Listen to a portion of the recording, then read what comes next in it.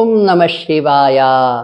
ವೀಕ್ಷಕರೇ, ಜ್ಯೋತಿಷ್ಯ ಜೈ ಹೋ ಯೂಟ್ಯೂಬ್ ಚಾನೆಲ್ಗೆ ಸ್ವಾಗತ. ನೋಡಿ, ಜಾತಕಗಳಲ್ಲಿ ಇರುವ ದೋಷಗಳ ಬಗ್ಗೆ ತಿಳಿಸ್ತಾ ಇದ್ದೆ.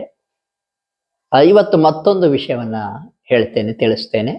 ಎಲ್ಲವೂ ಎಜುಕೇಶನ್ ಪರ್ಪಸ್ಗೋಸ್ಕರ.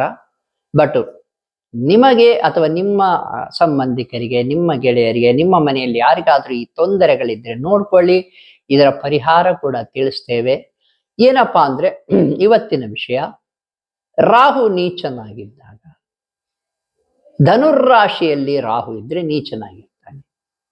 ಹಾಗೆಯೇ ಕೇತು ಮಿಥುನ ರಾಶಿಯಲ್ಲಿದ್ದರೆ, ಹೀಗಾದಾಗ ನೋಡಿ, ಧನುರ್ರಾಶಿಯ ರಾಹು ನೀಚನಾಗಿದ್ದು ಅದು ರಾಂಗ್ ಸ್ಪಾಟ್ ಅಲ್ಲಿ, ಅಂದ್ರೆ ನಿಮ್ಗೆ ತೊಂದರೆ ಕೊಡುವ ಸ್ಥಾನದಲ್ಲಿ ಇದ್ಬಿಟ್ರಂತೂ ನಿಮಗೆ ಬಹಳ ದೊಡ್ಡ ತೊಂದರೆ ಆಗ್ತಾ ಇರುತ್ತೆ.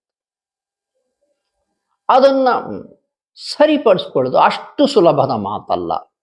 ಯಾಕಂದ್ರೆ ನೀಚ ರಾಹು ನೋಡಿ, ಅಕಸ್ಮಾತ್ 3, 6, 11ರಲ್ಲಿ ಈ ರಾಹು ಇದ್ರೆ ನಿಮಗೆ ಒಳ್ಳೇದೇ. ಅದು ತುಂಬಾ ಒಳ್ಳೇದು ಮಾಡ್ತಾ ಇರ್ತಾನೆ ಭಗವಂತ.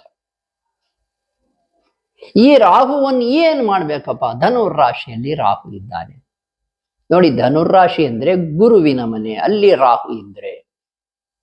ಹಾಗೆಯೇ ಮತ್ತೊಂದು ಗುರುವಿನ ಮನೆ ಶಾಸ್ತ್ರದಲ್ಲಿ ಏನ್ ಹೇಳಿದೆ? ಮೀನರಾಶಿ. ಮೀನರಾಶಿಯಲ್ಲಿ ರಾಹು ಇದ್ರು ಓಕೆ, ಮತ್ತು ಧನುರ್ರಾಶಿಯಲ್ಲಿ ರಾಹು ಇದ್ರು ಓಕೆ. ಇದನ್ನು ಒಂದು ಲೆವೆಲ್ ಆಫ್ ನಾಗದೋಷ ಅಂತ ಕರಿಬಹುದು. ಸಾಕಷ್ಟು ವಿಷಯಗಳು, ಸಾಕಷ್ಟು ಒಂದು ಜಾತಕಗಳಲ್ಲಿ ಹೇಳ್ಬಹುದು. ಈ ನಾಗದೋಷಕ್ಕೆ ವಿಶೇಷವಾಗಿ ರಿಸರ್ಚ್ ಮಾಡಿದ್ದೇವೆ. ಕರ್ನಾಟಕದಾದ್ಯಂತ ಎಲ್ಲೆಲ್ಲಿ ವಿಶೇಷ ದೇವಸ್ಥಾನಗಳಿದ್ದಾವೆ, ಪೂಜೆಯನ್ನು ಮಾಡಿಸ್ಬೋದಂತ ತಿಳಿಸ್ತೇವೆ.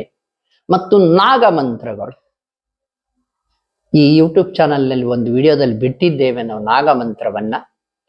ನಾಗಮಂತ್ರವನ್ನ ಯಾವ ಗೂಗಲಲ್ಲಿ ಅಷ್ಟು ಈಸಿಯಾಗಿ ಸಿಗಲ್ಲ ಅಂತ ವಿಶಿಷ್ಟ ಮಂತ್ರಗಳವು. ಆ ಮಂತ್ರಗಳನ್ನು ನಾವು ಬಿಟ್ಟಿದ್ದೇವೆ. ನೀವು ಅದನ್ನು ಧ್ಯಾನ ನೀವೇ ಮಾಡಬೇಕು. ಧ್ಯಾನ ನೋಡಿ, ಜೀವನ ಪೂರ್ತಿ ಮಾಡಬೇಕು. ಯಾಕೆಂದ್ರೆ ರಾಹು ಆಗ್ಲಿ ಕೇತು ಆಗ್ಲಿ, ನಾಗದೋಷ ಅಂದ್ರೆ ರಾಹು ಕೇತು ಎರಡನ್ನೂ ಒಟ್ಟಿಗೆ ಸೇರಿದ್ದು. ರಾಹು ಅಂದ್ರೆ ನಾಗದೇವರ ತಲೆ, ಕೇತು ಅಂದ್ರೆ ನಾಗದೇವರ ಬಾಲ. ಈ ರಾಹುವನ್ನ ಕೋದಂಡ ರಾಹು ಅಂತ ಕರಿತೇವೆ. ಕೋದಂಡ ಅಂದ್ರೆ ಧನುರ್ರಾಶಿಯಲ್ಲಿ ಬಿಲ್ಲು ಅಂತ ಕರಿಬಹುದು. ಆ ಧನುರ್ರಾಶಿಯಲ್ಲಿರುವ ರಾಹುವನ್ನ ಕೋದಂಡ ರಾಹು ಅಂತ ಕರಿತೇವೆ. ಇದು ಅಕಸ್ಮಾತ್ ನಿಮಗೆ ತೊಂದರೆ ಕೊಡುವ ಸ್ಥಾನದಲ್ಲಿ ನಿಮ್ಮ ಜಾತಕದಲ್ಲಿದ್ದರೆ ತುಂಬಾ ತೊಂದರೆ ಕೊಡ್ತಾ ಇರುತ್ತೆ. ಈ ರಾಹುಗೆ, ಧನುರ್ರಾಶಿಯಲ್ಲಿರುವ ರಾಹುವಿಗೆ ನೀವು ರಾಹು ಶಾಂತಿ ಹೋಮವನ್ನೇ ಮಾಡಿಸಬೇಕು. ರಾಹು ಶಾಂತಿ ಹೋಮವನ್ನ ಮಾಡಿಸಬೇಕು. ಆ ಹೋಮವನ್ನು ಮಾಡಿಸೋದಕ್ಕಿಂತ ಮುಂಚೆ ರಾಹು ನವಗ್ರಹ ಮಂತ್ರವನ್ನ 18,000 ಸರ್ತಿ ಜಪಿಸಿರಬೇಕು. ನೀವೇನ್ ತಪ್ಪು ಮಾಡ್ತೀರಾ ಅಂದ್ರೆ, ಶಾಸ್ತ್ರಿಗಳನ್ನ ಕಳಿಸ್ತೀರಾ, ಅವ್ರಿಷ್ಟು ದುಡ್ಡು ಅಂತ ಕೇಳ್ತಾರೆ, ದಕ್ಷಿಣೆ. ಆ ದಕ್ಷಿಣೆಯನ್ನು ಕೊಡ್ತೀರಾ, ಸಾಮಾನು ಕೂಡ ನೀವೇ ತಂದ್ಬಿಡ್ರಿ ಅಂತ ಹೇಳ್ತೀರಾ.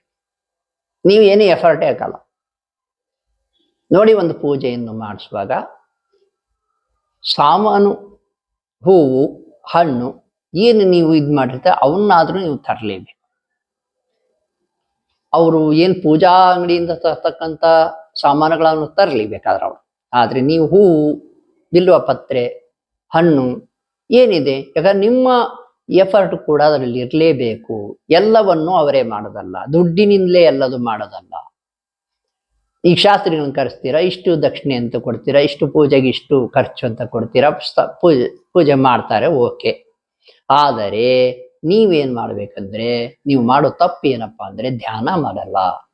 ಯಾವುದೇ ಒಂದು ಹೋಮವನ್ನು ಮಾಡಿಸ್ತೀರಾ, ಯಾವುದೇ ಒಂದು ಶಾಂತಿಯನ್ನು ಮಾಡಿಸ್ತೀರಾ ಅಂದ್ರೆ, ಹಿಂದೆ ಆ ಗ್ರಹ ಏನಿದೆ ಇಷ್ಟು ಜಪ ಅಂತ ಇರುತ್ತೆ, ಅಷ್ಟು ಜಪವನ್ನ ಮಾಡಲೇಬೇಕು. ಶನಿದೇವರಿಗಾದ್ರೆ 23,000 ಸರ್ತಿ ಜಪ ಮಾಡಬೇಕು ಶನಿಗ್ರಹ ಮಂತ್ರವನ್ನು. ಹಾಗೆ ರಾಹುಗೆ ಆದ್ರೆ 18,000 ಸರ್ತಿ ರಾಹು ಗ್ರಹ ನವಗ್ರಹ ಮಂತ್ರವನ್ನ ಜಪಿಸಿ ಆಮೇಲೆ ನೀವು ಶಾಂತಿಯನ್ನ ಮಾಡಿಸಿ. ಆಗ ನಿಮಗೆ ಹೆಚ್ಚು ಫಲಕಾರಿಯಾಗಿರ್ತದೆ. ನೋಡಿ, ಈ ರೀತಿ ಸಾಕಷ್ಟು ಪೂಜೆಗಳನ್ನು ಮಾಡಿಸಿದ ಮೇಲೆ ಮದುವೆಗಳು ಫಿಕ್ಸ್ ಆಗಿದ್ದಾವೆ. ಹೆಣ್ಮಕ್ಳು ಆಗಿರ್ಬೋದು, ಗಂಡು ಮಕ್ಕಳು ಆಗಿರ್ಬೋದು. ಈಗ ಅವರು ಆರಾಮಾಗಿ ಕೂಡ ಇದ್ದಾರೆ. ನೋಡಿ, ಆ ಮದುವೆ ವಿಷಯ ಬಂದ್ರೆ ಮುಂದಿನ ದಿನಮಾನಗಳಲ್ಲಿ ಬೇರೆ ವಿಡಿಯೋನ್ನೇ ಮಾಡ್ತೇವೆ. ವೀಕ್ಷಕರೇ, ನಿಮಗೆ ಯಾವುದಾದ್ರೂ ತೊಂದರೆ ಇದೆ, ಜಾತಕ ರೀತಿ ಆಗಿರ್ಬೋದು, ಅಥವಾ ಸಂಚಿತ ಕರ್ಮಗಳ ವಿಷಯ ಆಗಿರ್ಬೋದು, ಅಥವಾ ಮಾಟ ಮಂತ್ರ ವಾಮಾಚಾರ ದುಷ್ಟಶಕ್ತಿ ಪ್ರಯೋಗಗಳಿಗಿದ್ರೆ ಅದಕ್ಕಂತೂ ಈ ಯೂಟ್ಯೂಬ್ ಚಾನಲ್ ನಾನು ಮಾಡಿರದೆ ಈ ವಾಮಾಚಾರ ನಿವಾರಣೆ ಹೇಗೆ ಮಾಡ್ಕೋಬೋದು ಅಂತ ತಿಳಿಸ್ಲಿಕ್ಕೆ. ಅದರಲ್ಲೂ ಕೂಡ ಮನೆಗಳಲ್ಲಿ, ನಿಮ್ಮ ಮನೆಯಲ್ಲೇ ಯಾವ ಆಚರಣೆ ಮೂಲಕ, ಯಾವ ಮಂತ್ರ ಧ್ಯಾನ ಮಾಡೋ ಮೂಲಕ ಎಲ್ಲ ವಿಡಿಯೋಗಳು ಸಿಗುತ್ತೆ. ನಮ್ಮ ವಿಡಿಯೋಗಳನ್ನು ಸರ್ಚ್ ಮಾಡಿದರೆ ಬ್ಲ್ಯಾಕ್ ಮ್ಯಾಜಿಕ್ ರಿಮೂವಲ್ ಮಂತ್ರ ಸಿಗುತ್ತೆ ನಿಮಗೆ. ಅದನ್ನ ಧ್ಯಾನಿಸ್ಬೇಕಾಗ್ತದೆ, ವಿಶೇಷವಾಗಿ ಧ್ಯಾನಿಸ್ಬೇಕಾಗ್ತದೆ. ಅದು ಅಷ್ಟೇ ಅಲ್ಲ, ಆಚರಣೆ ಕೂಡ ತಿಳಿಸ್ತೇವೆ. ಅದನ್ನು ಕೂಡ ಯೂಟ್ಯೂಬಲ್ಲಿ ಬಿಟ್ಟಿದ್ದೇವೆ ನಮ್ಮ ಚಾನಲಲ್ಲಿ.